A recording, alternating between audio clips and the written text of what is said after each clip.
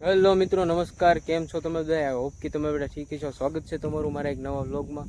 તો આજે આ વ્લોગમાં આપણે આવ્યા છીએ વીર વંદન અભિનંદન એવા વીર મોખડેજી દાદાના સાનિધ્યમાં.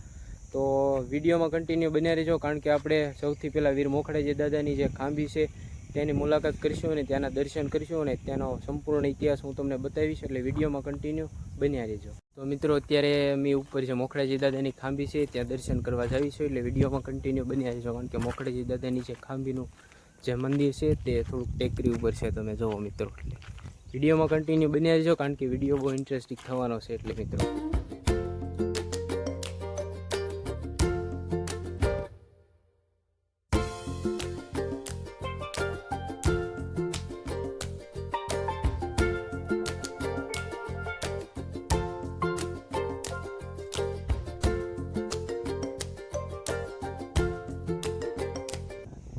તો આ છે મિત્રો વીર મોખડેજી દાદાની ખાંભી.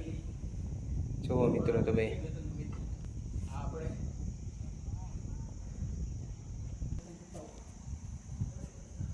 આ છે મિત્રો મંદિરનો જે ઉપરનો ભાગ છે તે જુઓ મિત્રો, કેવું સરસ મજાનું લોકેશન.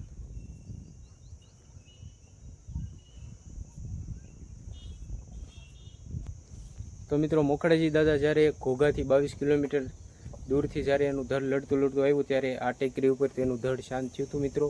અને આ તે ખાંભી છે મોખડેજી દાદાની, જે ઘોઘાથી છેક લડતા આવ્યા હતા, અને અહીંયા તેનું ધડ શાંત થયું.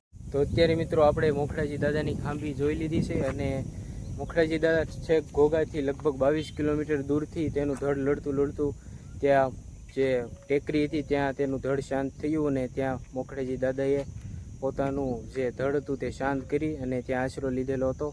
અને અત્યારે આપણે જે મંદિરે જાવી છીએ તે મોખડેજી દાદાના કુળદેવી શ્રી માતા ચામુંડામાં અને ઈષ્ટદેવ શ્રી મુરલીધર દાદાનું મંદિર છે, ત્યાં જાય. વિડીયોમાં કન્ટિન્યુ બન્યા રહીજો. ત્યાં સરસ મજાનો બગીચો ને એવું બધું છે, હું તમને બતાવીશ.